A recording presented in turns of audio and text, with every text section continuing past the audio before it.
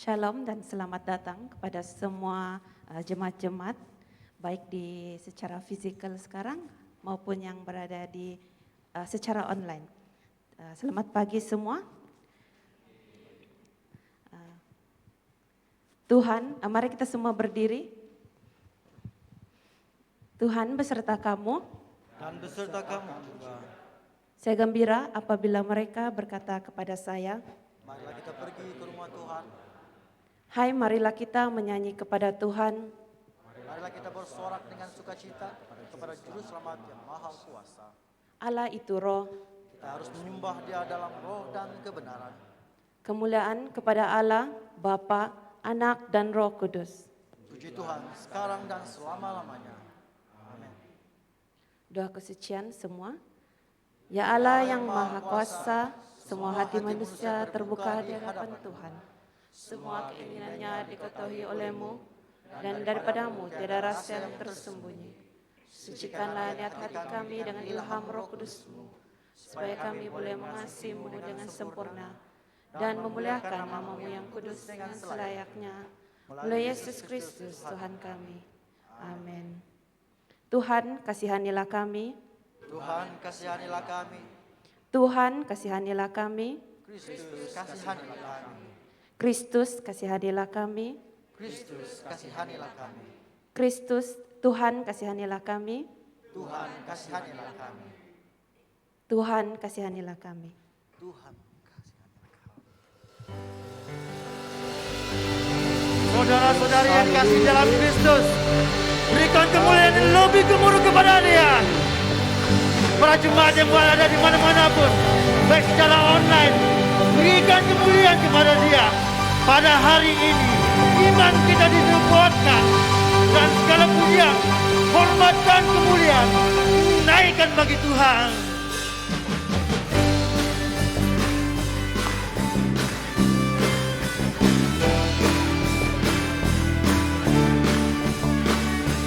Dasar dari yang kuharapkan,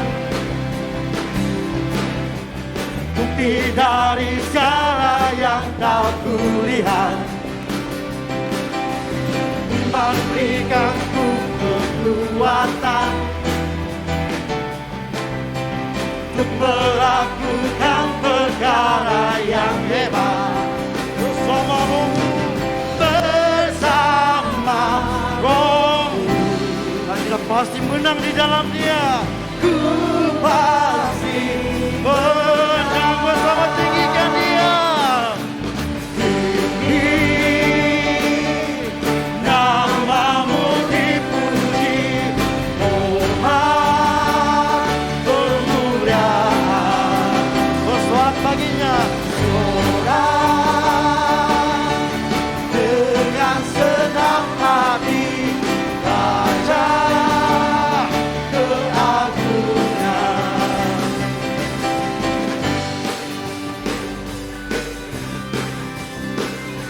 Pendeta biarkan kita dalam percobaan. Sama-sama kita serukan. Kau tak biarkan pencobaan melebihi batas kekuatanku.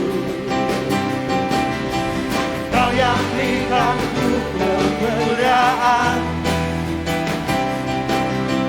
selamat serupa dengan gambaran-Mu. Bersama Roh-Mu, ku pasti menang. Tinggikan Dia. Tinggi nama-Mu dipuji, hormat kemuliaan. Bersoraklah bagi Dia dengan segenap hatimu. Bersorak bagi Dia. Dan lebih kuat lagi, serukan tinggi bagi Dia. Tinggi nama-Mu dipuji, hormat kemuliaan. Sorak dengan genap hati,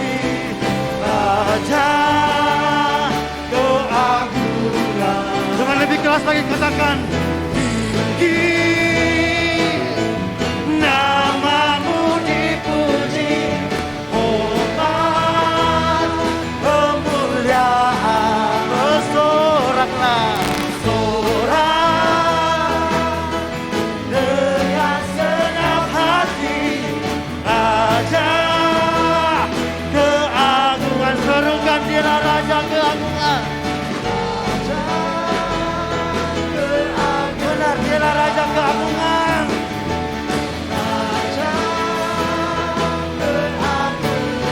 Dengarkan ini. Firman-Mu Tuhan tetap bagi kakiku, janji-Mu terang bagi jalan-jalanku, kebenaran-Mu mengikuti setiap hari. Ku menantikan-Mu, beri kekuatan baru. Yang terbang bersama Tuhan, amin. Tinggi di awan bersama-Mu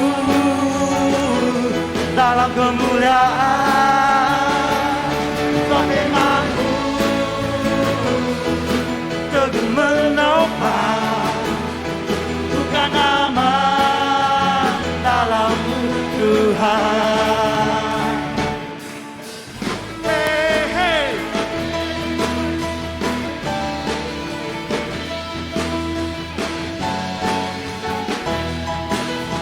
Bersama-sama sekali serukan.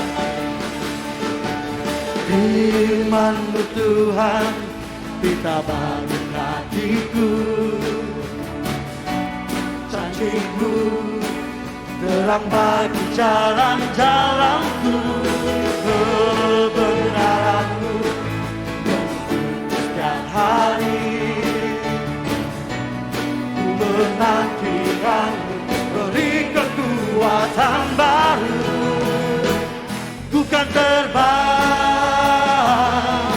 tinggi di awan bersama-Mu dalam kemuliaan.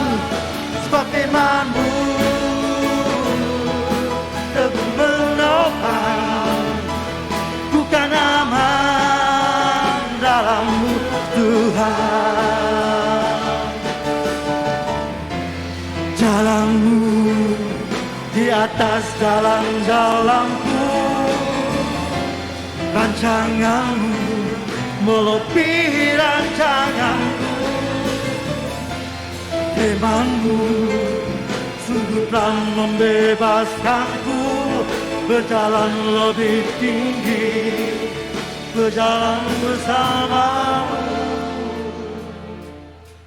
Ku kan terbang tinggi di awan bersama-Mu dalam kemuliaan. Sebab firman-Mu teguh menopang, bukan aman dalam-Mu Tuhan. Bukan terbang tinggi di awan bersama-Mu dalam kemuliaan. Sebab firman-Mu teguh menopang, bukan aman dalam-Mu Tuhan. Bukan aman dalam-Mu Tuhan. Bukan aman dalam-Mu Tuhan.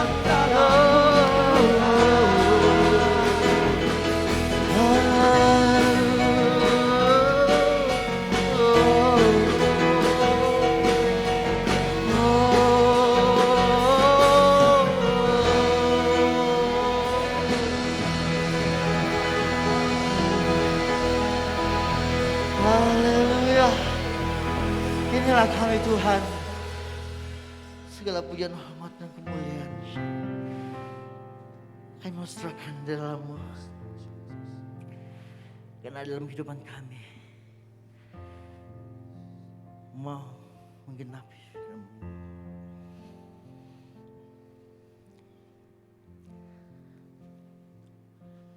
Hidupku menggenapi firman-Mu,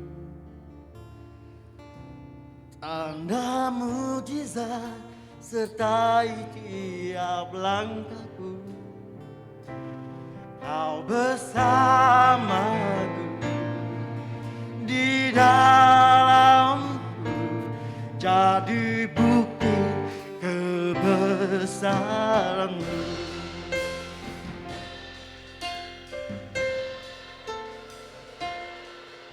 Tuhan, Kau sempurna dalam rencana-Mu dan karya-Mu. Ku serahkan hidupku, murnikan dengan Roh-Mu. Benar Tuhan, Kau yang sempurna. Kau sempurna di dalam rencana-Mu ya Tuhan, di dalam karya-Mu dan karya-Mu. Ku serahkan hidupku, murnikan dengan Roh-Mu. Hidupku menggenapi firman-Mu, tanda mujizat sertai tiap langkahku. Kau bersamaku di dalamku, jadi bukti kebesaran-Mu. Hidupku menggenapi firman-Mu, tanda mujizat sertai tiap langkahku. Kau bersamaku di dalamku, inilah bukti kebesaran-Mu.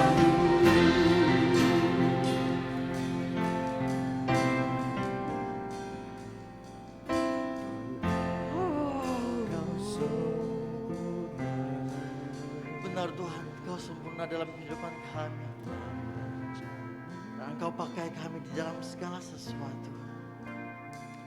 Ini kami Tuhan, jamah kami. Dengan lebih sungguh sekali lagi ternyatakan, Engkaulah Tuhan yang sempurna di dalam kehidupan kami.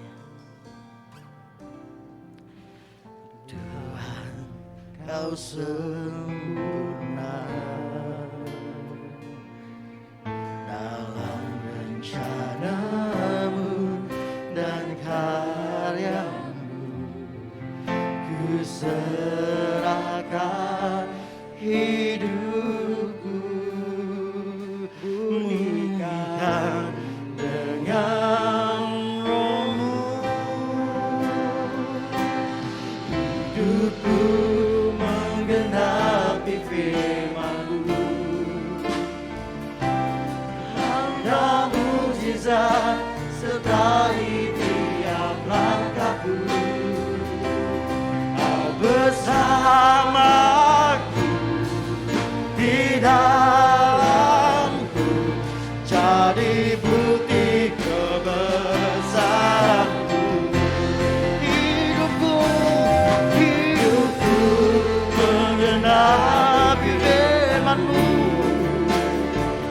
kuasa mujizat sertai tiap langkahku. Kau bersamaku di dalamku, jadi bukti hidupku. Dengan lebih sungguh lagi, hidupku ini Tuhan hanya untuk-Mu.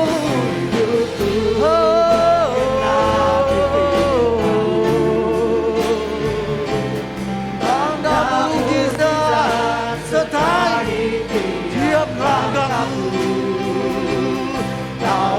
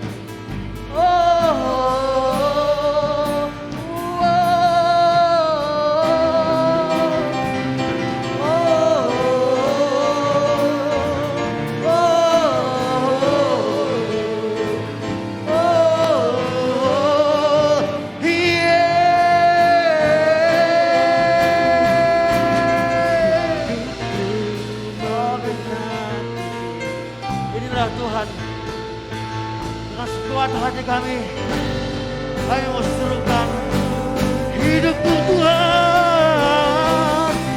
Hidupku menggenapi firman-Mu, tanda mujizat sertai setiap langkah kami. Kau bersama di dalam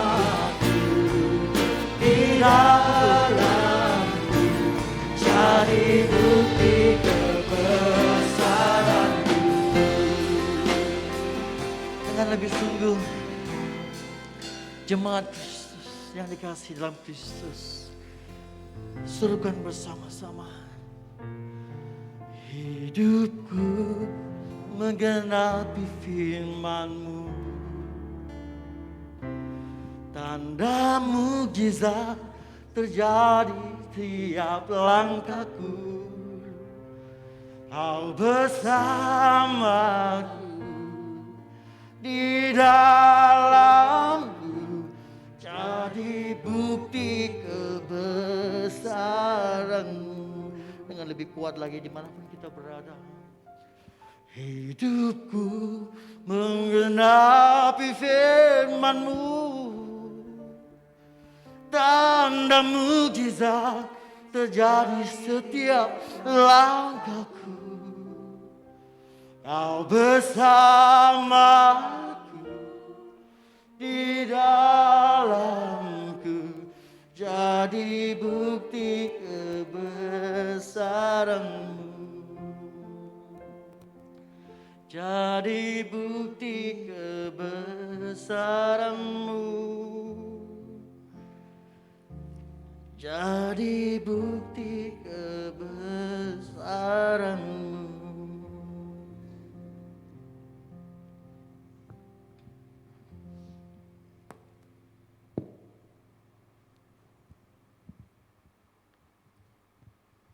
Doa hari ini semua. Allah penuh rahmat, oleh kematian dan kebangkitan anak-Mu Yesus Kristus telah menebus dan menyelamatkan manusia. Perkenankan agar oleh iman di dalam Dia yang telah menderita di atas kayu salib, kami akan menang dalam kuasa kemenangan-Nya. Oleh Yesus Kristus Tuhan kami. Amin. Semua dipersilakan duduk untuk mendengar pembacaan.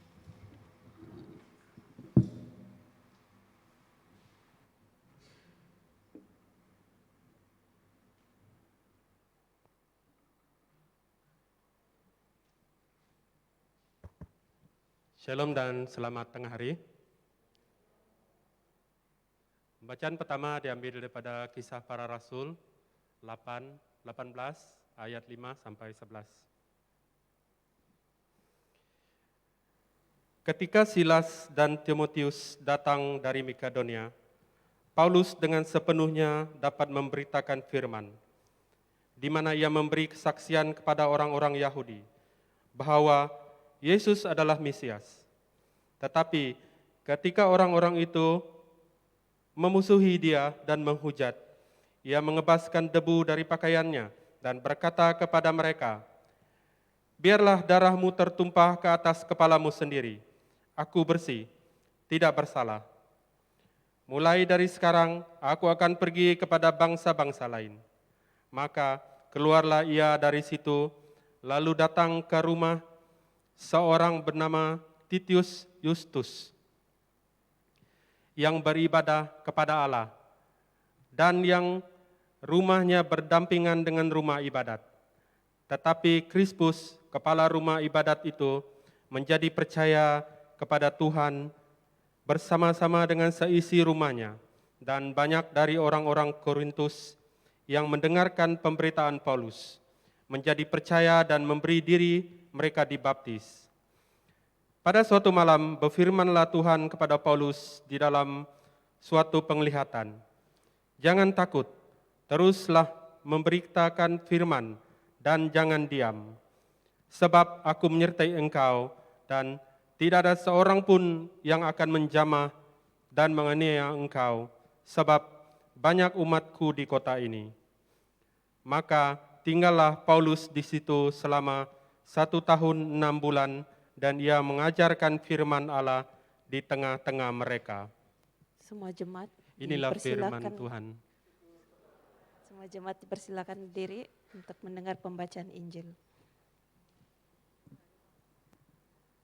Injil Kudus daripada Tuhan kita Yesus Kristus menurut Markus 6 ayat 1 sampai 6.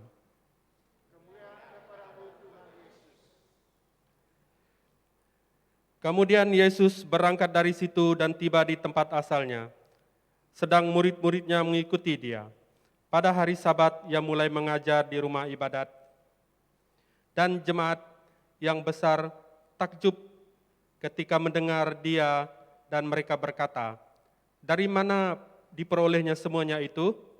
Hikmat apa pulakah yang diberikan kepadanya? Dan mujizat-mujizat yang demikian bagaimanakah dapat diadakan oleh tangannya? Bukankah ia ini tukang kayu, anak Maria, saudara Yakobus, Yoses, Yudas, dan Simon? Dan bukankah saudara-saudaranya yang perempuan ada bersama kita?" Lalu mereka kecewa dan menolak dia. Maka Yesus berkata kepada mereka, "Seorang nabi dihormati di mana-mana kecuali di tempat asalnya sendiri, di antara kaum keluarganya dan di rumahnya. Ia tidak dapat mengadakan satu mujizat pun di sana, kecuali menyembuhkan beberapa orang sakit dengan meletakkan tangannya ke atas mereka." Ia merasa heran atas ketidakpercayaan mereka. Inilah firman Tuhan. Terpujilah Tuhan Yesus.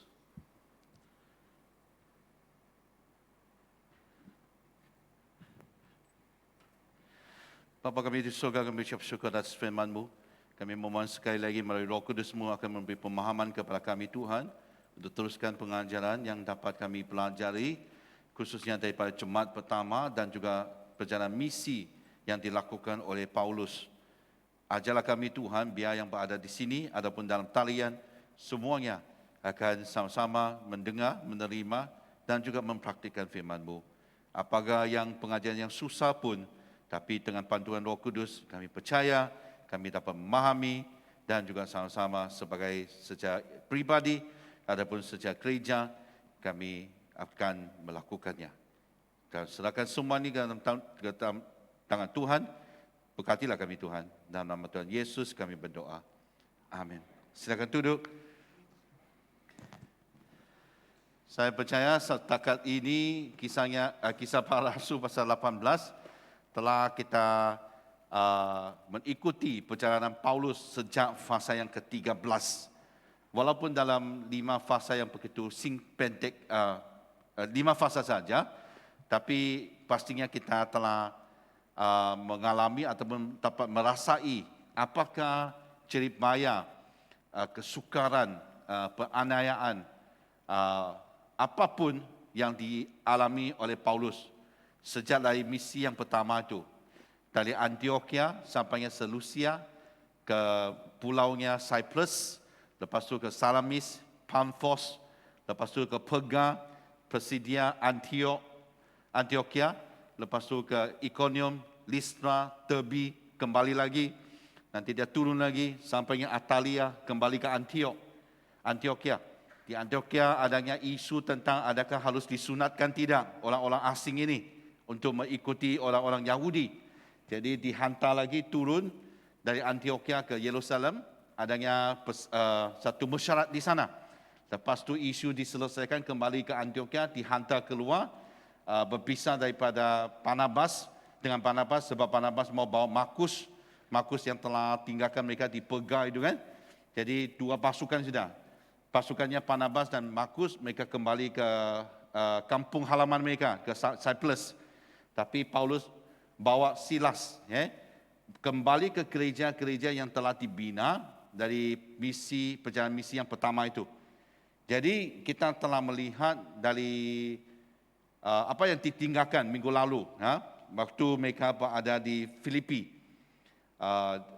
Lydia percaya Yesus, telah membuka hatinya untuk mengikuti Yesus, tapi ada juga masalahnya, di mana waktu mereka memberitakan Injil, ya, adanya membangkitkan sesuatu yang di mana yang penenung itu, ada roh penenung itu, yang perempuan itu telah diusir roh jahat itu. Jadi sebab itu mereka dimasukkan ke penjara, dan apa yang kita dengar minggu lalu, mereka walaupun dalam keadaan yang sukar, tapi Tuhan tetap membantu mereka sampai yang penjaga penjara itu telah terima Yesus. Ya, itunya adalah tentang apa yang kita pelajari dari fasa yang ke-16. Nah, lepas itu kita boleh lihat apa yang terjadi fasa 17 yang mana kita tidak akan bincang hari ini. Tapi ceritanya tentang fasa 17, Paulus telah sampai ke Amfipolis dan juga Ampololia dan tiba di Tesalonika. Nah, sentiasa kita lihat Paulus, pelayanan Paulus, ya, ada waktunya diterima, ada waktunya ditolak, ada waktunya dianiaya, ada waktunya diberkati, dilindungi. Tapi dia tidak pernah berhenti. Ya. Sampainya setakat ini saya kira-kira itu hampir sudah 3.000 batu. Antioquia di sana, balik sini, balik sana, balik sana. Hampir 3.000 batu sudah. Jauh, dengan jalan kaki. Tapi apa yang membuat dia teruskan itu yang kita akan lihat. Di Tesalonika, mula-mula ia seperti biasa dia masuk ke rumah ibadat pada hari Sabat dan membuktikan mereka, menjelaskan kepada mereka Yesus harus menderita dan juga bangkit daripada mati.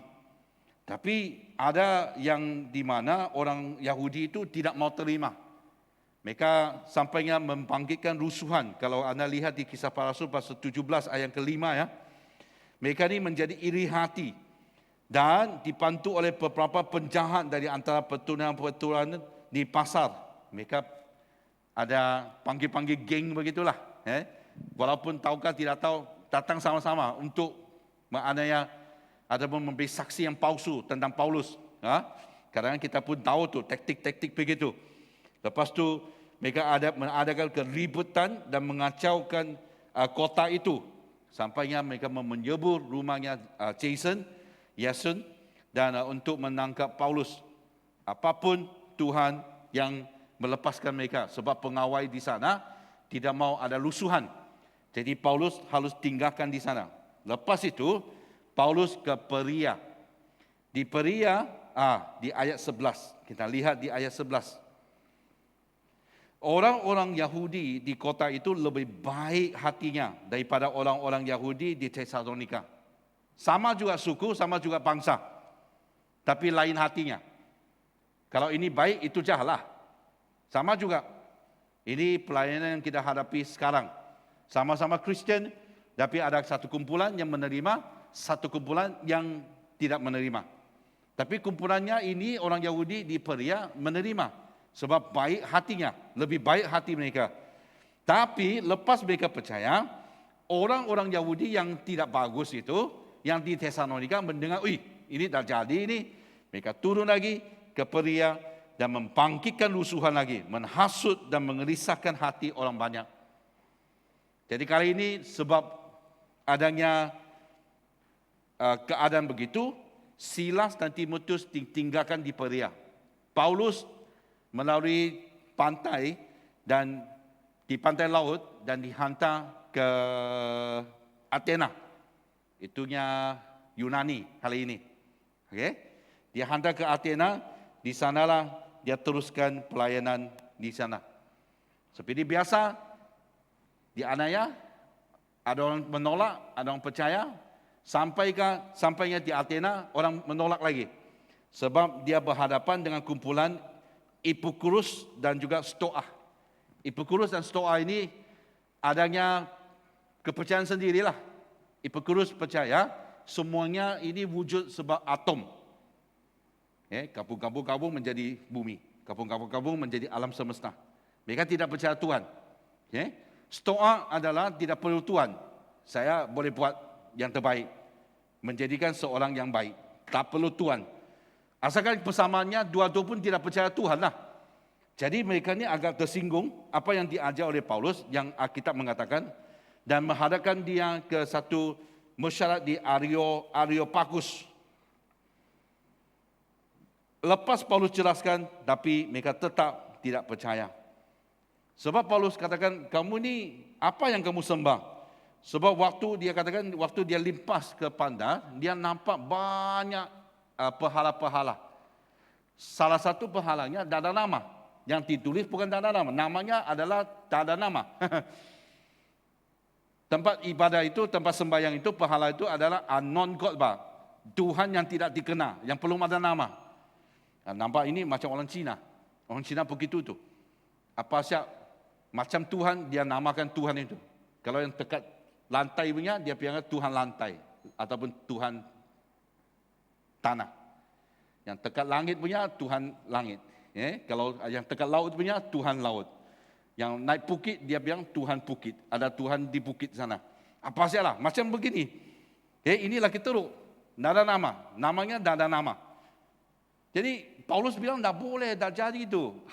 Tuhan harusnya ada nama. Apa yang kita sembah, kita tahu siapakah Tuhan itu, siapakah Allah itu. Jadi bagi mereka, ini tidak boleh. Jadi mereka agak tersinggung. Paulus tinggalkan mesyalahat itu lagi.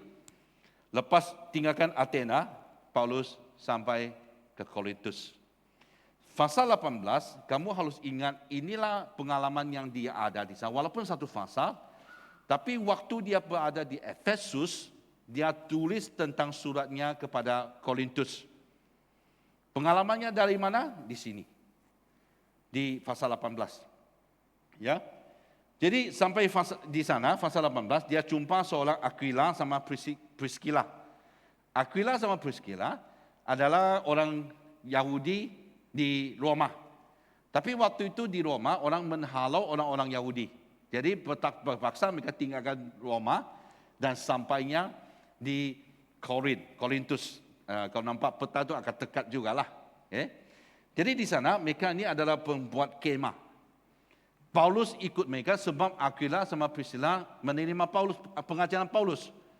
Jadi Paulus pun ikut mereka dan sama-sama menjadi pembuat kemah. Saya rasa mereka ini agak kaya ya.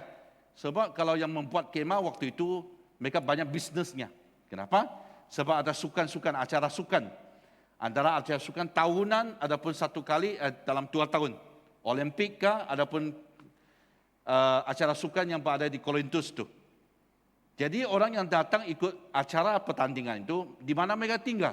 Tidak ada hotel, tidak ada resort, mereka tinggal di kemah. Jadi saya percaya waktu itu Paulus ada satu pendapatan yang baguslah. Buat kemah, mengajar firman Tuhan. Buat kemah, mengajar firman Tuhan. Buat kemah, mengajar firman Tuhan. Bagus kan? Tapi ayat kelima datang sudah. Ya. Waktunya Silas dan Timotius dari Makedonia datang, Paulus dengan sesungguhnya dapat memberitakan firman di mana dia memberi kesaksian kepada orang-orang Yahudi bahwa Yesus adalah Mesias. Itu yang dia lakukan. Tapi adanya pelaku di mana orang menolak ajarannya. Nah, waktu kalau kita seperti Paulus, sudah berusaha, sudah berjerih payah, sudah bertunggus lumus orang bilang, hampir dapat, sudah siap untuk mengorbankan nyawanya demi Tuhan. Tapi masih ditolak. Tidak ada salah ajarannya. Dia ajar apa saja dari firman, apa saja daripada Tuhan. Okey. Tak melakukan jenayah, tidak terima rasuah, tidak curi wang gereja. Apapun dia buat terbaik, sudah bagus. Tapi masih ditolak. Macam mana kamu akan menghadapi situasi begitu? Ketua-ketua kelompok latihan pemulitan, mungkin kamu rasa sesuatu yang begitu ya? Kau siap firmanmu kah, siap ini kah, siap ini kah, kau cuba mendorong, berusaha, berdoa untuk anggota, tapi anggota masih macam menolak kamu. Apa perasaan kamu? Bukan saja kau ajar tu dulu kalau ada makanan kau siap yang masak. Lepas masak, lepas makan orang semua pulang rumah. Kau yang cuci piring semua tu. Tiap-tiap minggu kau pergi tu bukan? Kau terima gaji daripada gereja Apalagi kalau kedatangan kamu menurut gereja yang soal kamu. Mungkin Reverend Roji tanya, kenapa kamu dah ada orang datang enggak? Ya? Dari bawah menolak, dari atas menyoal. Apa perasaan kamu? Hari ini kita akan lihat tajuk ini. Mengubah tanggapan kita terhadap Injil. Maksudnya sebab Injil. Kita harus ada satu tanggapan yang betul. Jangan menganggap semuanya itu buruk. Jangan sebab ada sikit sebab orang menolak kamu, kita rasa, hari kiamat. Mungkin ada 1-2 orang saja yang menolak kamu. Tapi jangan bilang, semua jemaat tidak suka saya. Jadi ini terpulang kepada kita macam mana kita ambil keputusan itu. Perasaan yang mana kita ambil? Yang sedih ataupun yang masih ada harapan dalam Tuhan. Ya? Kita akan belajar sama-sama dari Paulus. Jadi 2 poin di sini. Poin yang pertama adalah bersungguh-sungguh dan terus maju. Apa yang terjadi dari pasal 5 yang sudah kita baca, ayat ke-5, kita akan baca ayat ke-6.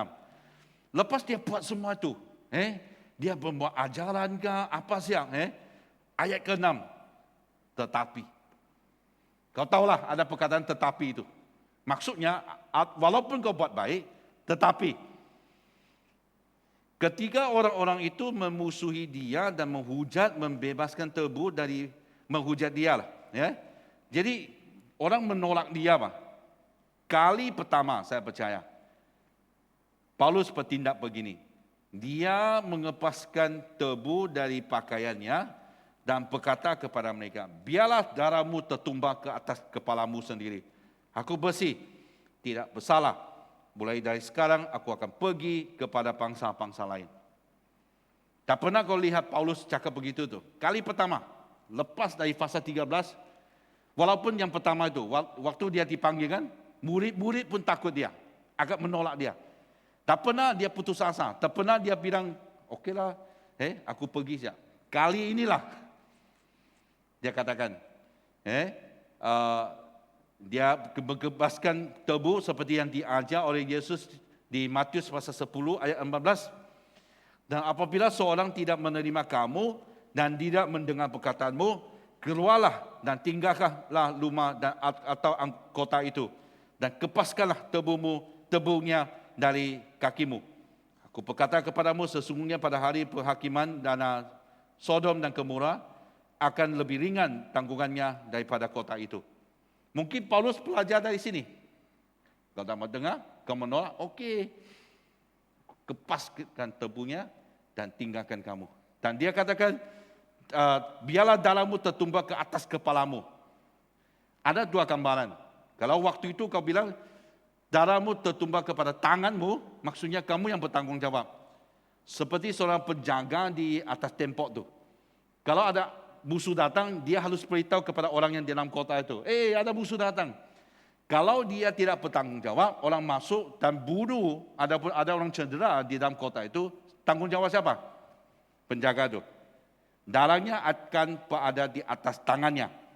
Tapi kalau dia bilang darahmu tertumbah ke atas kepalamu, maksudnya orang itu akan terima padanya sebab hakiman ataupun apa yang dia pikir sendiri. Ya. Jadi apa yang terjadi? Soal kamu. Salah kamu sendiri. Itulah Paulus bilang, aku bersih, tidak bersalah. Perkataan asal di sini ialah dia katakan, I am clear of my responsibility. Aku sudah bersih daripada tanggung jawabku. Saya telah bersungguh-sungguh.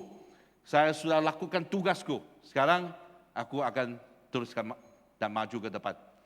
Pedulilah, kamu punya hak. Kau tolak saya, kau punya hak. Saya pergi ke bangsa lain. Kau boleh rasakan apa yang dalam hati Paulus waktu itu.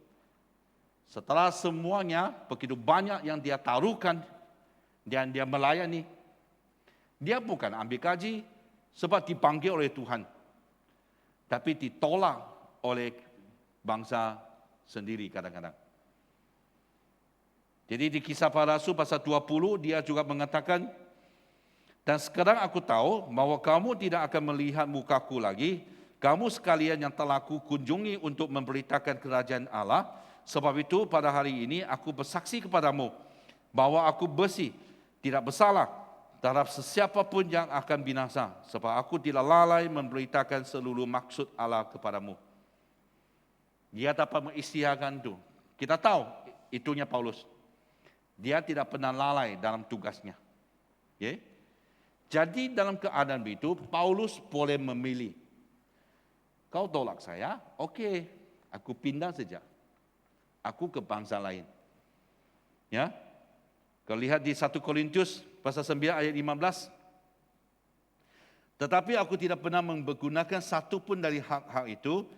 Aku tidak menulis semuanya itu supaya aku pun tidak diperlakukan juga demikian. Sebab aku lebih suka mati dan pada sungguh kemegahanku tidak dapat diadakan sesiapa pun juga. Kerana jika aku memberitakan Injil, aku tidak mempunyai alasan untuk memegahkan diri.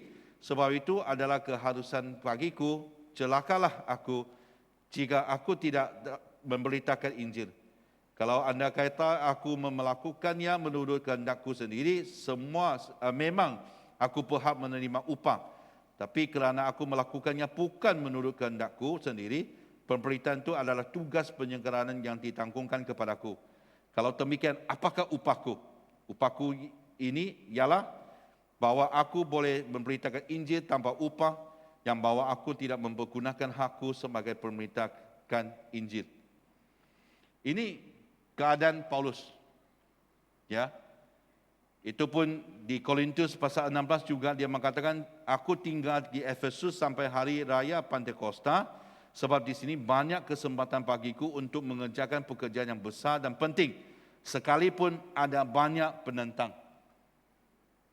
Dalam keadaan itu, dia terpaksa buat pilihan. Mau terus di sana, ataupun ke bangsa yang lain. Ini yang dihadapi oleh zaman sekarang di gereja. Ini zaman pra-modern, post-modern, pra-modern. Apakah maksud itu? Kalau kita lihat Alkitab, perjanjian lama itu adalah sebelum era moden, tradisional. Waktu itu adalah imam cakap, semua ikut. Kan?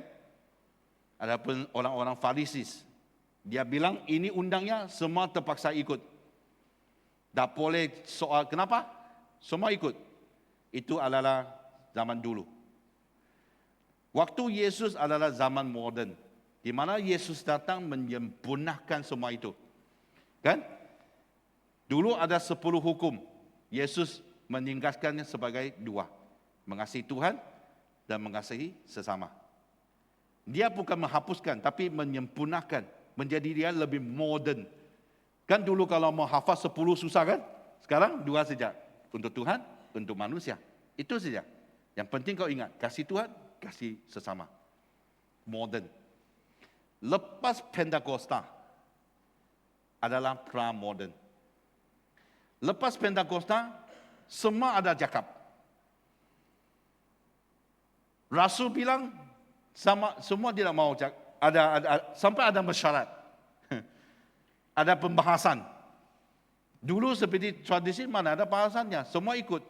Pra-modern adalah semua jadi, orang bilang expert bah. Adalah yang mau cakap sesuatu lah. Kan? Seperti sekarang lah. Ini adalah pra-modern. Dah lama kita akan masuk zamannya pra-pandemic. Dalam pra-modern ini adalah, semua adalah, orang bilang expert apa itu? Bakar. Vaksin mau suntik atau tidak? Semua bakar. Pfizer, jangan suntik. Suntik lepas 15 tahun tu mati itu. Siapa yang tahu? Orang buat kajian tu begitu debal. Papa buka surat tu, kajian-kajian, tiap-tiap hari orang buat kajian tu. Tapi kita ni duduk di kedai kopi. Woi, Pfizer dah bagus. Injek mati itu. Itu apa tu? AstraZeneca. Sebut tu tak pandai, tapi cakap juga. Itu Astra apa-apa tu, tak bagus juga. Di Europe, orang suntik mati. Semua takut. Baru saya dengar dari doktor. Dia bilang Sabah, orang Sabah yang paling rendah pendaftarannya untuk ambil vaksin. Semua sebab pakar dia bilang jangan suntik. Dari mana pakar itu? Tidak pernah ke sekolah doktor. Sekolah perubatan. Pakar ni pelajar dari mana? Facebook. Pramodern. Macam sebuah keluarga. Apa yang terjadi kalau keluarga itu menghadapi isu pramodern adalah seperti ini. Dulu kalau mama masak, semua makan. Okay? Biar apa saya keluar di atas meja kau makan. Cuba kau jangan makan. Sudahlah. Kau jangan makan, sudah. Jangan kau minta lagi. Kau keluar sayur, goreng sayur, kau makan. Hari ini keluar sayur, mana dagingnya? Kan? Seperti seorang anak yang berumur 7 tahun. Tidak pernah masak. Pun tidak pandai buka api. Tapur api itu. Langsung tak pandai. Putar mana pun tak pandai. Tapi dia boleh bilang, mama tak pandai masak. Ya, kan? Saya nampak ibu-ibu bilang, Pernah kan? Kau potong kayu kah, masuk sini lah, kau tiup api kah. Kalau ada yang masih begitulah. Kau masak, kau naik bukit, kau ambil sayurnya itu, kau biara ayam itu 3 bulan kah? 3 bulan boleh sembelih, tak tahulah Kau buat semua tu, masa umur 7 tahun dia bilang, mak kau tak pandai masak. Jadi okeylah, kau cuba buat sesuatu yang enak. Kau buat tu sweet and sour fish mah. Apa tu? Sweet and sour. Manis. Asam manis. Asam manis ataupun asam pedas lah. Ikan dari mana? Ikan kelabu. Wah, mahal tu. Kau keluar dia bilang, saya mau makan ayam goreng. Kan? Kau buat yang lain, tetap dia bilang ayam goreng. Kau bilang ayam goreng dah kurang sihat. Kau kasih steam macam Hainanese chicken tu. Dia bilang ayam goreng saya mau makan. Okeylah kau pergi belajarlah. Kau cuba buat ayam goreng untuk dia. Lepas kau buat ayam goreng sampai, ini anak bilang, tak enak sama ayam goreng seperti KFC punya. Kau pergi curi resepinya kah, kau buat. Wah, macam KFC sudah. Kau keluar ayam goreng, dia bilang, mana kendang goreng tu? Kau keluar kendang goreng, dia bilang, mana yang lain-lain tu? Mana sayur yang salad tu? Kau pergi belajar kah, kau buat semuanya itu. Sudah sampai, macam KFC sudah. Yang tak maulah, aku mau makan kambing. Tak pernah kau dapat puaskan permintaan mereka. Kan? Yang paling teruk adalah waktu suamimu bilang, kenapa kau tidak boleh buat Hainanese chicken macam isteri si Awong itu? Aku bukan orang Hainanese. Kan ibu? Macam mana saya mau ikut dia? Seperti anak-anak kalau belajar di sekolah, pramodern adalah dulu kau bekerja, semua bilang, ini murid yang bagus. Sekarang cuba kau buat sesuatu, orang bilang, ini cuba angkat kaki cikgu. Kau tak bekerja, orang bilang kau malas. Kau tak berani buat kerja, orang bilang pengecut. Sawan dia bilang. Inggris bilang chicken. Dia bilang. Kalau buat kerja sama juga.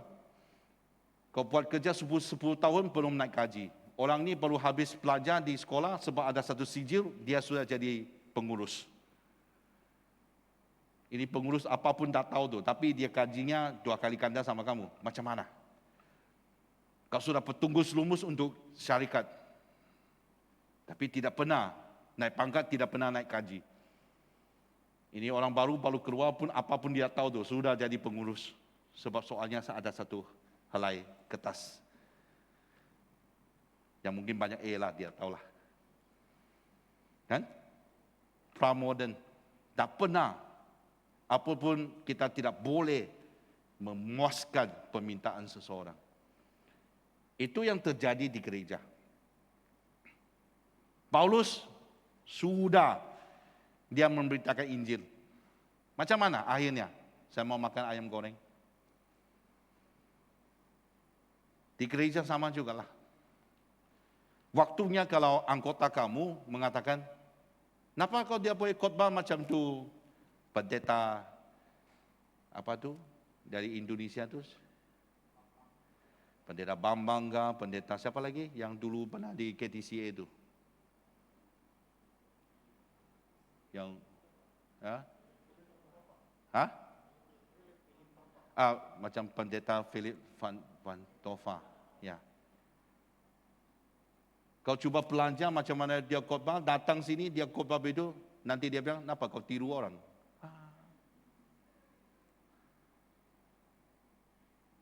Inilah pra-modern. Paulus sedang menghadapinya. Gereja sekarang juga sedang menghadapinya. Macam mana kita mau menangani?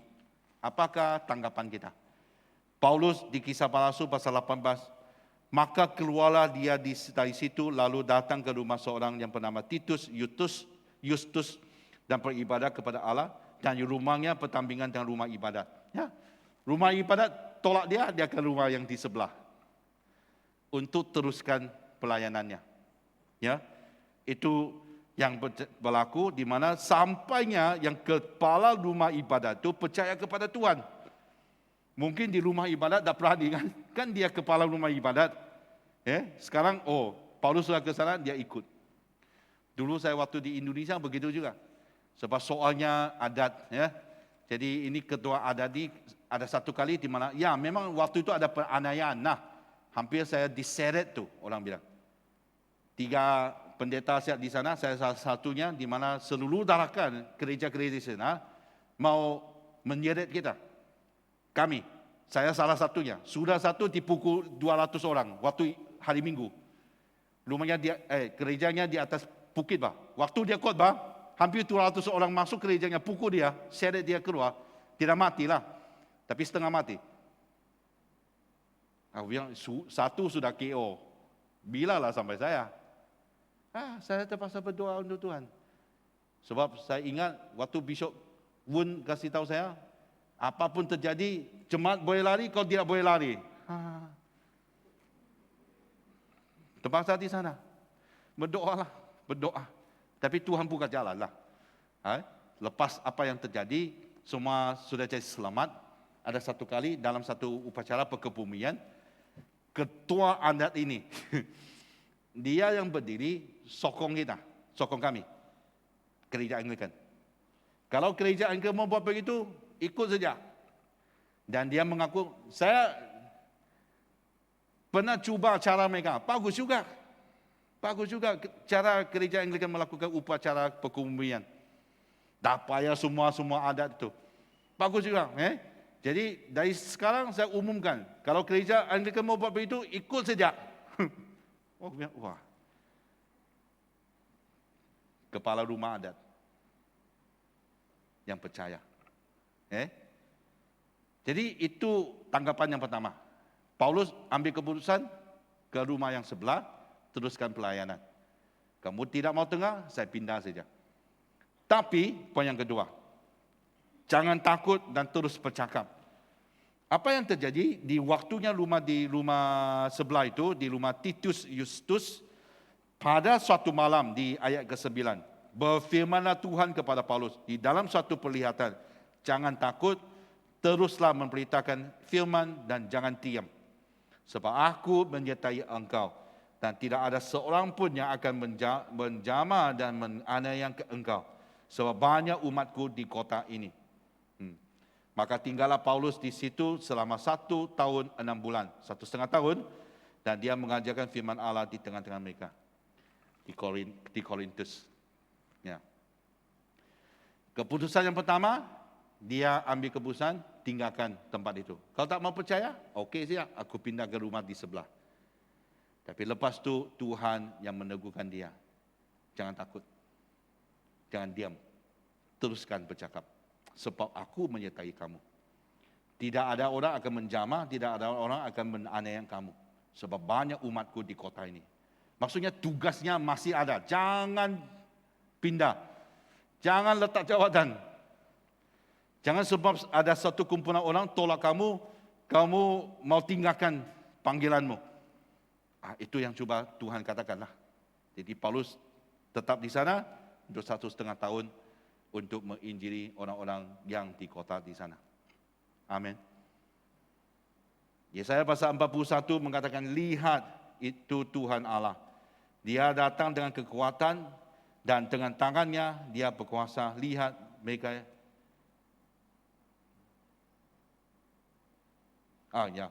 Mereka yang menjadi upah jerih payahnya ada bersama-sama dia dan mereka yang tipu olehnya berjalan di hadapannya. Kalau kita lihat ini mungkin ada satu kesilapan. Kita lihat Yesaya. Kadang ayatnya lebih tu. Kalau BM 10, English 10 mungkin dia 11.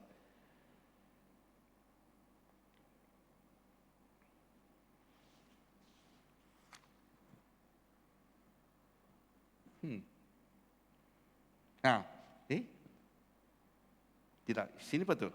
Okey? Kalau anda ada Alkitab buka di Yesaya 41 ayat 10. Janganlah takut sebab aku menyertai engkau. Janganlah bimbang sebab aku ini Allahmu. Aku akan meneguhkan bahkan akan menolong engkau. Aku akan memegang engkau dengan tangan kananku yang membawa kemenangan. Amin. Jangan takut. Sebab aku menyertai engkau. Amen. Ini keadaan yang saya alami minggu ini. Ini adalah bahagian yang di mana yang paling berat bebannya. Sebab yang dulu ada juga menyambung, tapi ini bahagiannya di mana Tuhan telah bercakap dan berbicara dengan saya. Sebab pada hari Isnin saya terima ada orang bilang laporan lah. Bilang ada orang tinggalkan gereja sebab bahasa Inggerisku dah bagus. Confirm bukan dari BM lah. Okay? Dia bilang Inggerisku dah bagus. Itulah sebab dia rasa tidak dapat mendengar dengan baik. Kurang enaknya lah dia tinggalkan gereja. Jadi biasanya begini saya okey saja. Sebab saya kuat bah. Dengan pengalaman saya kongsikan, saya okey saja tu. Tapi tak tahu kenapa Isnin tu saya ambil hati. Saya ambil hati dan rasa ada satu keberatan di sana. Saya sampainya waktu saya doa, sebab laporan tu sentiasa kembali sini. Tambah ada satu lagi berita-berita yang lain lagi. Orang-orang bilang gereja sini dah bagus, sebab tidak mengizinkan orang tua ada wakil mas ibadah. Benar. Sebab di Dewan, nanti minggu depan boleh sudah. Tapi ada orang cakap begitulah, banyak, satu kali dia datang. Wah, jadi saya pun berdoa sama Tuhan. Macam mana? Okay. Mula-mula, saya belum lagi lihat khotbah minggu ini. Jadi waktu itu sudah sampainya hatiku bilang, nah apalah. Kalau Inggerisku dah bagus, aku pindah saja. Bukan rumah di sebelah lah. Aku pindah jemaat saja. Pindah ke Chinese sama BM. Okey kan? Saya harap kamu tidak tolak saya lah. Kalau saya terima laporan kau bilang Melayu saya dia bagus, kau mau pindah gereja, wah susah sudah. Aku dah ada sebelah saja, dah ada rumah di sebelah ni. Aku pikir begitu. Okey siapa? Biarlah. Cari seorang yang orang bilang orang Inggeris lah. Yang pandai Inggeris tu, biar dia khotbah di sana. Aku pindah ke bagian Cina sama BM, aku okey tu. Tapi waktu masuk di sini, saya lihat khotbahnya, wah, Allah begitulah. Dia menegur saya. Dia kasih tahu saya, inilah dua pilihannya. Inilah dua poin yang di mana Tuhan memperlihatkan pesanan ini. Apakah pilihan kamu? Mau seperti dia, kepaskan tebunya dan bilang, biarlah talamu di atas kepalamu. Aku pindah ke China sama BM.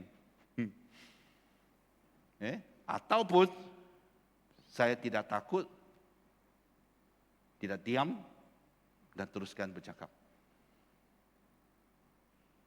Allah akhirnya mengatakan, apa siap keputusanmu, aku tetap menyertai kamu. Kau boleh bayangkanlah, Isnin, Selasa ada perkebumian. Rabu ada perkebumian, jam 7 pagi lagi. Waktu perkebumian tu masih dia fikir, macam mana tu, saya mau pergi mana? Saya mau tetap, adapun saya pindah saja. Minta sama Archbishop, hantar seorang yang pandai cakap English.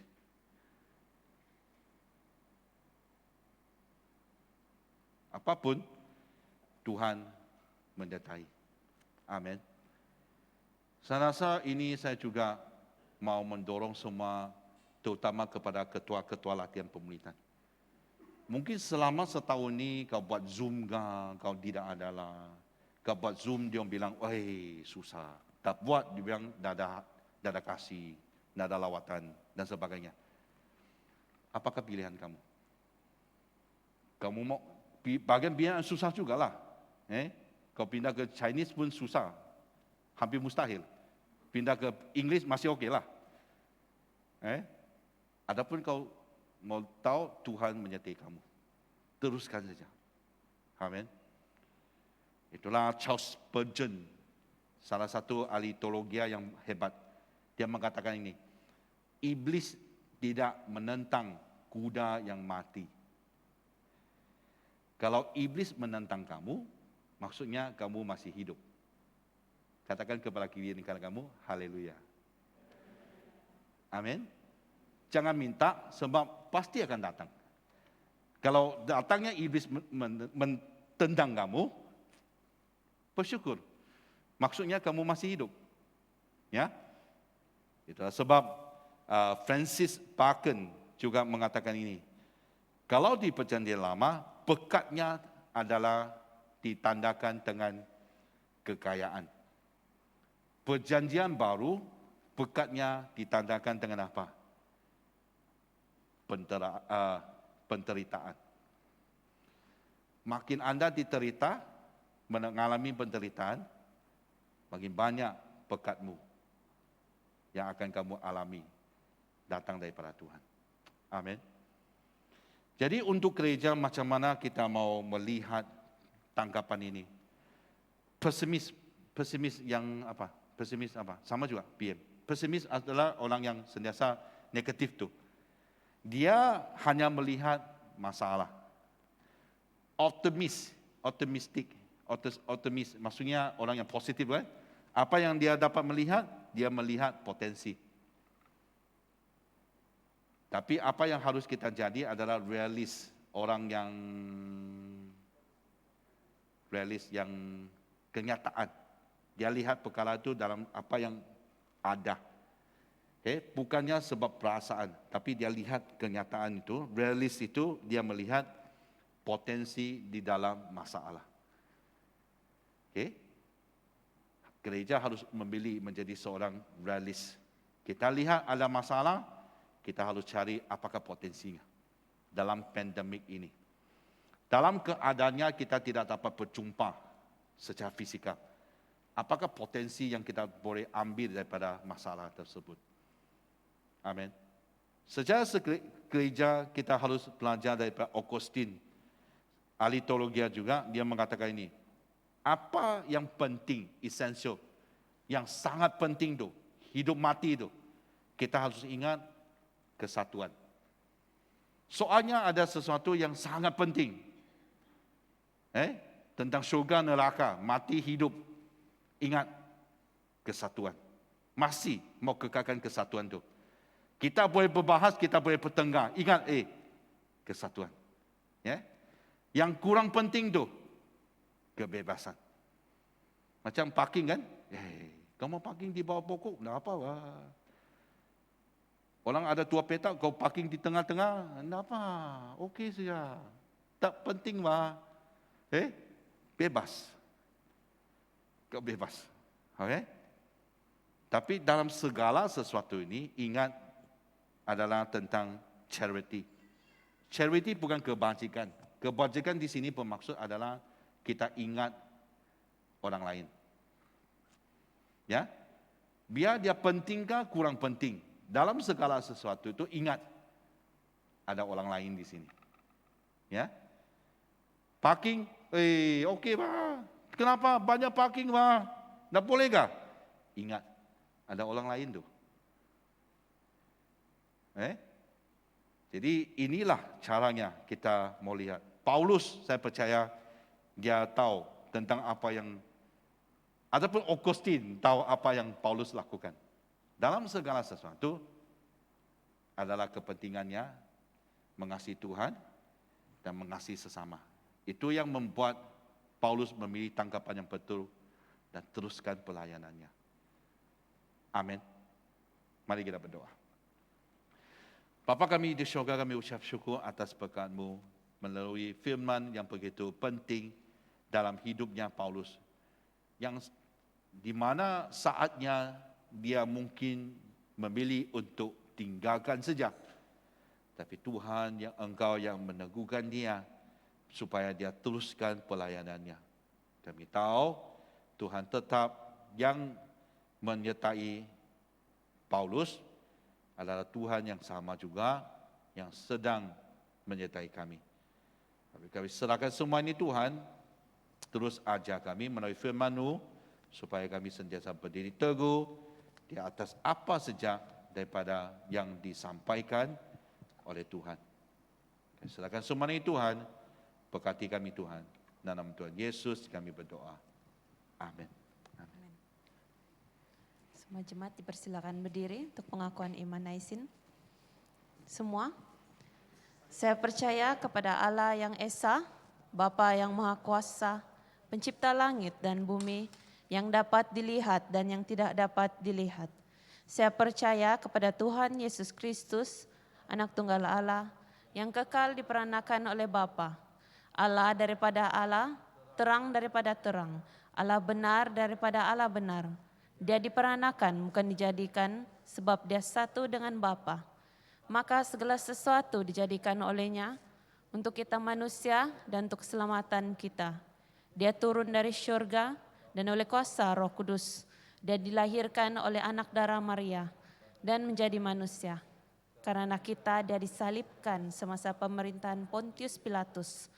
Dia menderita, diseksa sampai mati, lalu dikuburkan. Pada hari yang ketiga, dia bangkit pula menurut yang dinubuatkan dalam Alkitab. Lalu dia naik ke syurga. Dia duduk di sebelah kanan Bapa. Dia akan datang kembali dalam kemuliaan untuk menghakimi baik orang yang masih hidup maupun orang yang sudah mati. Dan kerajaannya tidak akan berkesudahan.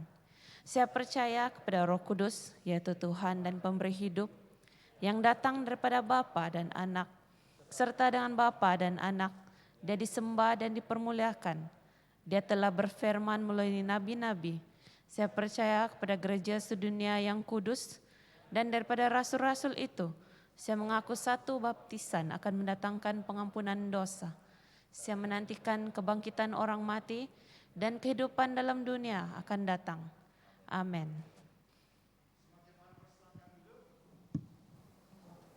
Selamat datang ke kebaktian kita pada hari ini, juga mengucapkan selamat datang untuk saudara-saudari kita yang mungkin karena beberapa masa ini kita tidak ada kebaktian. Ini masuk minggu yang ketiga kita beribadah. Datang sekali lagi pada tahun ini, selamat datang kepada semua. Dan juga untuk semua saudara-saudari kita yang mengikuti ibadah kita dalam talian, selamat datang. Jadi pagi ini tengah hari ini kita ada beberapa pengumuman yang kita mau umumkan di tempat ini, khususnya untuk kebaktian. Mulai minggu depan kebaktian kita akan diadakan di gereja. Jadi sebelum ini kita ada SOP yang berumur 12 tahun ke bawah dan 70 tahun ke atas, walaupun sudah dibenarkan, tetapi kita tidak dapat melakukan itu karena di tempat ini terhad kepada 80 orang saja. Tetapi mulai minggu depan apabila kita berpindah ke gereja, maksudnya ruang lebih luas. Jadi ada tempat duduk yang cukup. Jadi silakan datang ke gereja beramai-ramai. Dan pada setiap hari Isnin kita tidak ada lagi pendaftaran. Ya, maksudnya setiap hari Senin kita mendaftar karena ruang kita terhad. Tapi minggu depan kita yang sudah mendaftar sebelum ini boleh terus datang. Sila datang ya beramai-ramai untuk memuji dan menyembah Tuhan. Dan juga minggu depan ada satu mesyuarat yang sangat penting yaitu EJM, Mesyuarat Agung Tahunan. Jadi akan diadakan selepas kebaktian jam 2 petang. Jadi kita menggalakkan semua jemaah untuk bersama-sama dengan kita mengikuti mesyuarat ini, EJM ini. Karena ini penting ya, bukan hanya kita mau tahu tentang soal keuangan, tetapi dalam EJM ini kita juga akan mengetahui perkembangan gereja secara fisikal ataupun secara rohani. Jadi silakan datang beramai-ramai dan pada minggu depan juga semasa EJM ini akan diadakan pemilihan untuk calon PCC yang baru. Jadi untuk di bagian bahasa Malaysia kita sudah mulai mencalonkan beberapa orang. Jadi kalau Anda masih mau mencalonkan, ini terakhir ya, hari ini terakhir untuk membuat pencalonan. Kalau masih ada calon yang Anda mau calonkan, jadi isi hari ini, kembalikan hari ini juga. Jadi boleh lakukan itu selepas kebaktian ini. Nah, oleh karena kita ada mesyuarat EJM selepas kebaktian nanti jam 2, bagi Anda yang datang beribadah minggu depan yang mau mengikuti, sila bawa bakalan sendiri ya. Jadi selepas kebaktian Anda boleh makan bakalan Anda, atau yang sempat ada kendaraan sendiri boleh keluar beli makanan dengan segera makan di restoran dan sebagainya dan datang sebelum jam 2 karena jam 2 tepat kita ada mesyuarat EJM. Kita juga ada satu persembahan bunga Paskah. Jadi ini setiap tahun borang ada di sini. Bagi Anda yang mau memberi kesyukuran, bunga lili ya, ini akan diletakkan di hadapan gereja di bahagian mezbah di ruang depan itu sebagai tanda kesyukuran. Harga bunga ini sekuntum harganya Rp10. Jadi Anda boleh membeli sebanyak yang Anda mau dan sila isi borang ini dan kembalikan supaya pihak Caritas atau kaum wanita dapat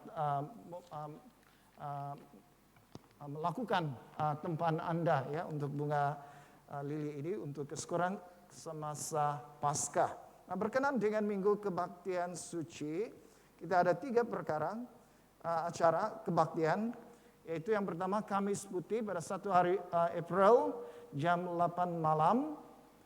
Kedua, meditasi Jumat Agung 2 April hari Jumat untuk bahasa Malaysia mulai dari jam 2 hingga jam 3 petang.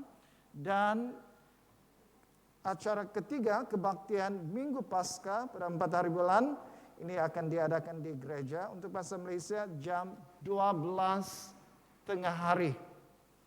Jadi ini 2 minggu yang akan datang. Jadi Anda hanya melakukan pendaftaran untuk kebaktian Kamis Putih dan juga kebaktian Minggu Paskah. Jadi dalam e-bulletin Anda hanya tekan saja pautan yang ada di sana dan pautan itu akan memimpin Anda masuk dalam tu borang pendaftaran. Jadi kalau tidak ada nama Anda, tetapi Anda datang waktu itu kemudian tempat sudah penuh, ya sakit hati juga kalau kita pulang ke rumah tidak dapat beribadah. Tetapi kita tidak mau hal itu terjadi. Jadi saya mendorong kita semua untuk Kamis Putih dan juga kebaktian Minggu Paskah, sila lakukan pendaftaran Anda. Jangan tunda-tunda lagi. Kalau Anda tidak tahu bagaimana mendaftar, minta kawan-kawan atau minta anak-anak dan sebagainya untuk bantu mendaftar bagi pihak kita. Demikian juga untuk kebaktian dedikasi ulang tahun gereja yang ke-35 akan diadakan pada 13 April, hari Selasa jam 8 malam di gereja. Jadi ada juga pendaftaran di sana. Jadi sila mula mendaftar, jangan tangguh-tangguh lagi. Pengumuman yang terakhir tentang pembersihan kubur pada hari Jumat Agung. Bagi Anda yang setiap tahun mengunjungi saudara-saudari kita yang sudah meninggal dunia di kuburan mereka untuk membersihkan, ada SOP yang sudah dikeluarkan. Untuk hari membersih kubur hanya 2 hari saja, yaitu pada 2 April, Jumat, dari jam 6 pagi hingga jam 3 petang, dan 3 April, hari Sabtu, mulai dari jam 6 pagi hingga jam 3 petang. Jadi pada waktu itu kita tidak ada kebaktian di tanah perkuburan, kebaktian matahari terbit tidak ada, tetapi sila perhatikan SOP. Hanya 6 pelawat dibenarkan pergi ke tanah perkuburan pada satu masa. Dan apabila berada di sana, mengambil masa 1,5 jam sahaja. Kemudian Anda harus pulang, kemudian yang lain akan pergi menyusul kemudian. Tidak ada perhimpunan yang dibenarkan di tempat letak kereta atau di tanah perkuburan. Tidak ada mau kumpul-kumpul di sana. Selesai saja membersih, kemudian terus balik ke rumah. Jadi pematuhan ketat, mesti mendaftar dengan My Sejahtera atau dengan buku log, memakai pelitup muka, mensanitasi itu yang mensanitasi tangan, mengekalkan jarak fisikal sekurang-kurangnya 1 meter dan menghilangkan sentuhan fisikal. Dan mereka yang berumur di bawah 12 tahun dan lebih dari 60 tahun tidak digalakkan untuk hadir. Mereka yang ada penyakit kronik ini sama sekali tidak dibenarkan untuk pergi pada waktu itu. Jadi untuk pengumuman yang lain, sila perhatikan sendiri dalam buletin Anda. Jadi masa ini adalah masa bagi kita untuk bertenang, kita mau berdoa syafaat. Oke, sebelum kita berdoa ada doa tambahan yang baru diberitahu tadi, di mana kami ingin meminta doa untuk Ina Diana yang sekarang dimasukkan di hospital.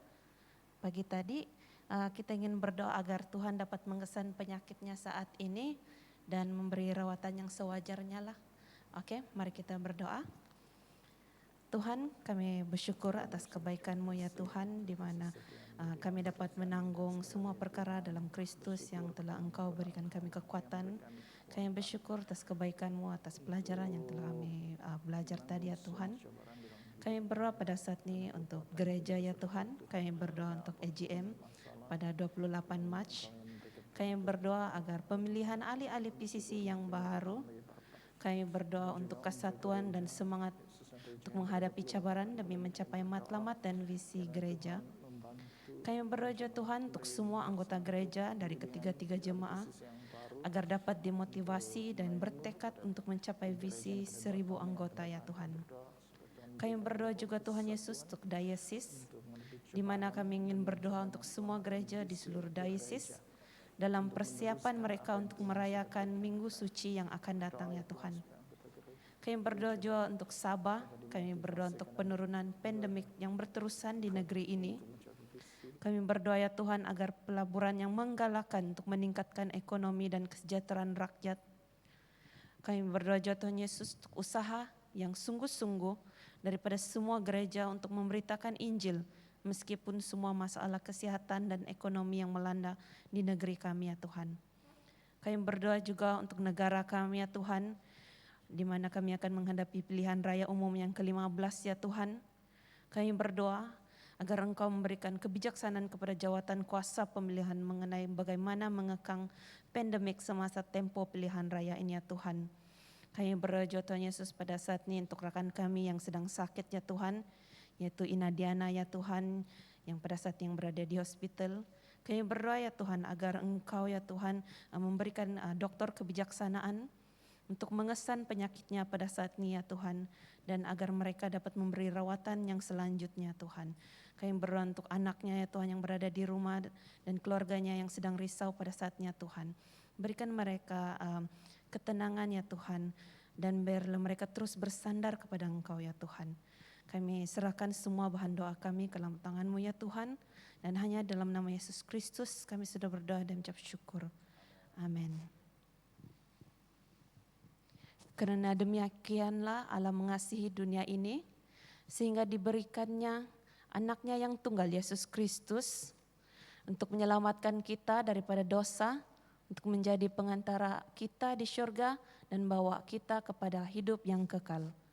Oleh karena itu, marilah kita mengakui dosa-dosa kita dengan sesal serta beriman dan berniat hendak melakukan hukum-hukum Allah serta hidup dalam kasih dan damai dengan sesemua manusia. Semua Allah yang penuh belas kasihan, Bapa kami yang di syurga, Pencipta kami dan Hakim kami telah berdosa terhadap Engkau dan terhadap semua manusia, baik dalam pikiran, perkataan, dan perbuatan, melalui kelalaian, kelemahan, dan kesalahan yang disengajakan. Kami sekarang bertaubat dan benar-benar menyesal sebab kesalahan kami. Bapa, ampunilah kami demi anak-Mu Yesus Kristus yang telah mati untuk kami. Kuatkanlah kami supaya dapat mengasihi dan mentaati-Mu dalam kehidupan yang baru, melalui Yesus Kristus Tuhan kami. Amin.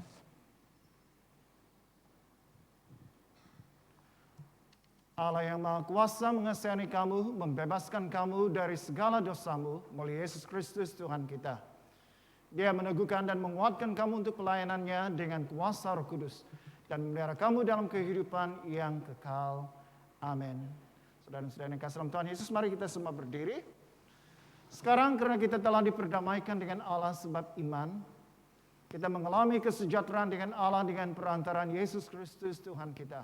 Oleh yang demikian, kita mesti berdamai di antara satu sama lain di dalam tubuh Kristus.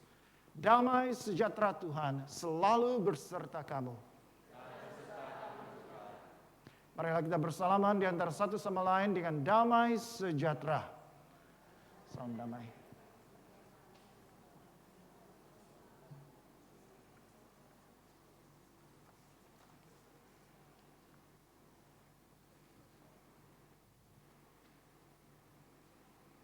Angkatlah hatimu. Marilah kita mengucap syukur kepada Tuhan Allah kita. Bukan saja patut, bahkan adalah kewajiban kita dan kegembiraan kita selalunya dan di mana-mana sahaja mengucap syukur dan pujian Bapa yang Maha Kuasa, Pencipta langit dan bumi.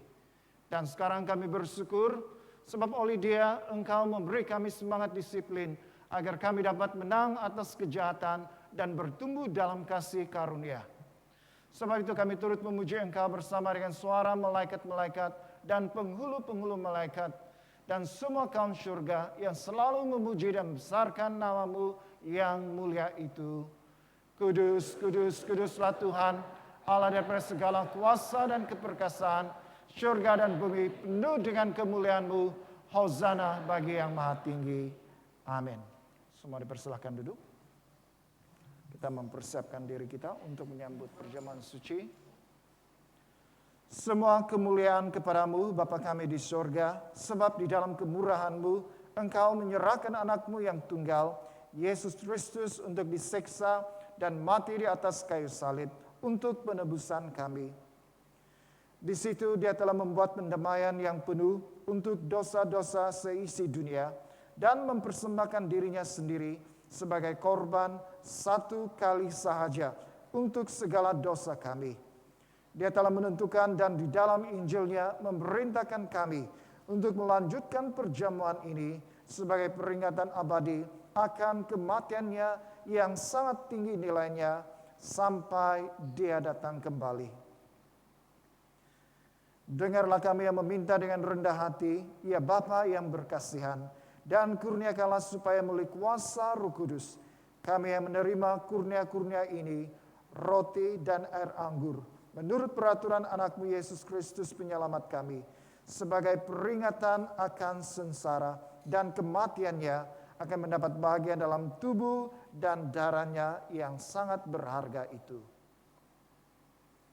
Pada malam Tuhan Yesus dikhianati, dia mengambil roti dan mengucap syukur.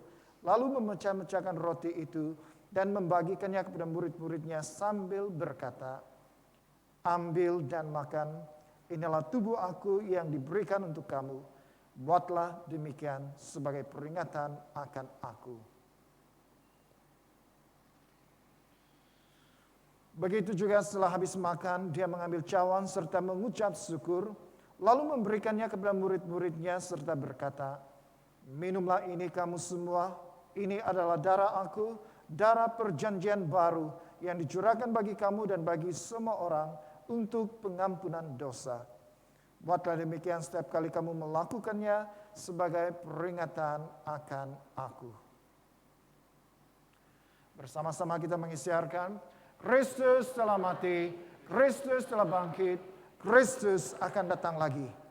Kita memecahkan roti ini untuk mendapat bagian dalam tubuh Kristus.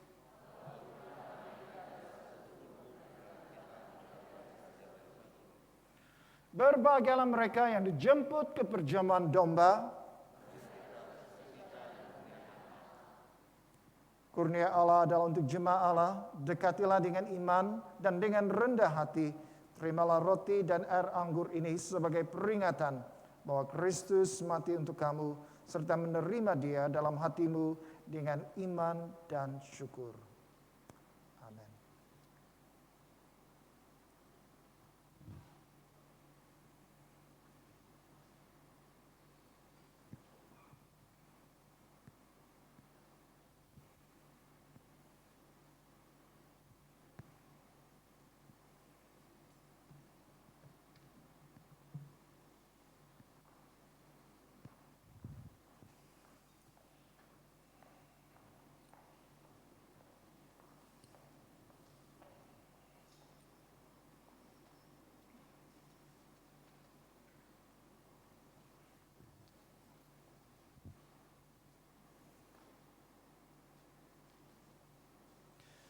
Tubuh dan darah Tuhan kita Yesus Kristus kiranya melihara kamu dalam kehidupan yang kekal.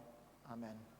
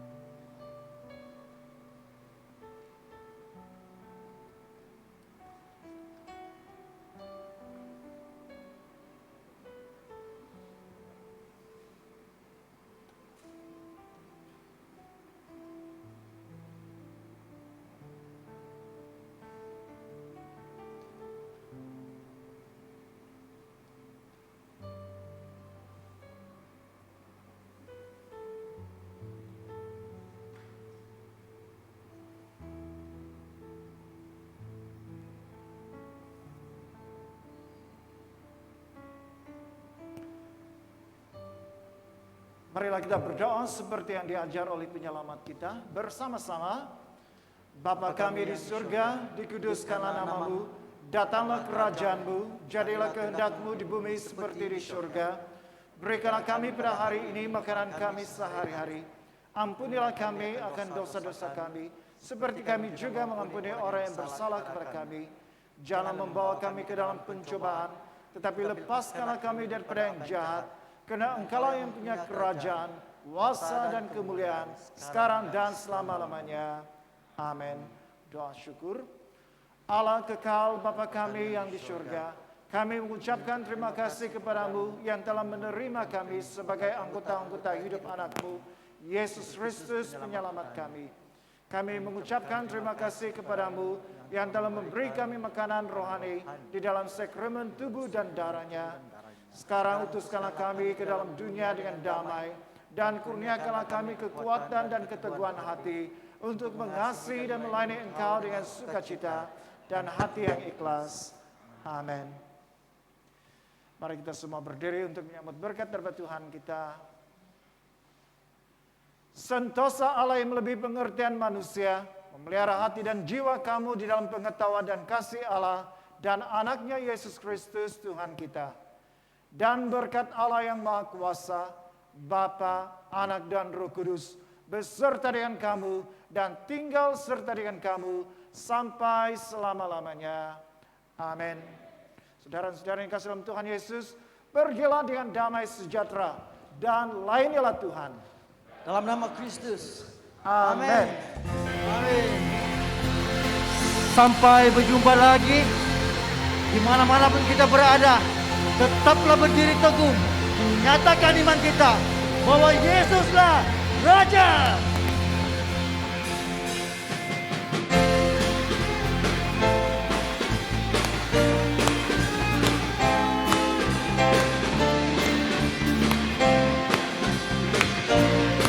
Sama-sama menyanyikan. Kita diutus untuk berdiri teguh di mana pun kita telah ditempatkan.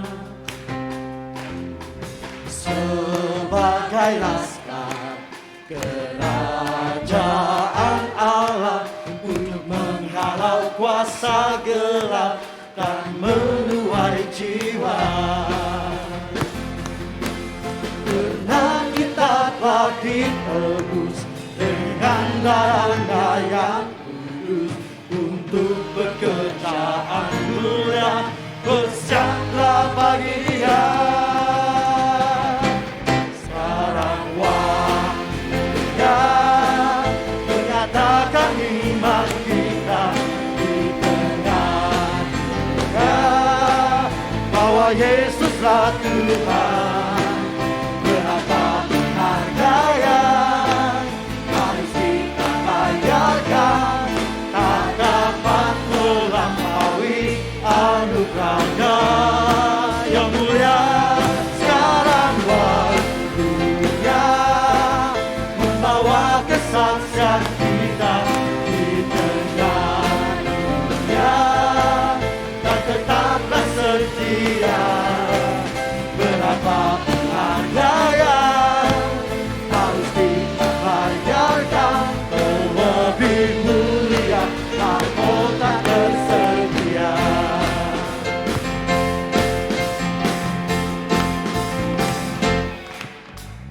Kita diutus untuk berdiri teguh di mana kita telah ditempatkan. Sebagai laskar kerajaan Allah untuk menghalau kuasa gelap dan menuai jiwa. Karena kita telah ditebus dengan darah-Nya yang kudus untuk pekerjaan mulia, bersiaplah bagi Dia.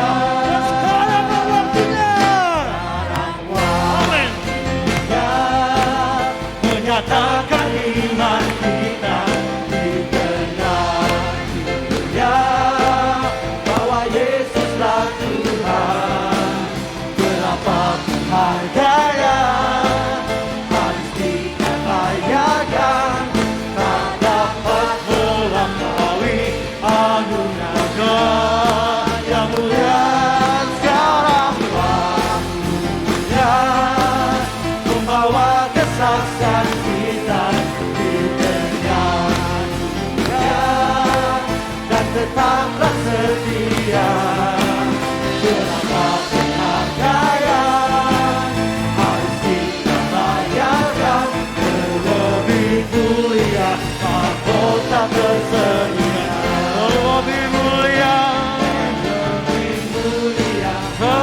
kau tak tersedia.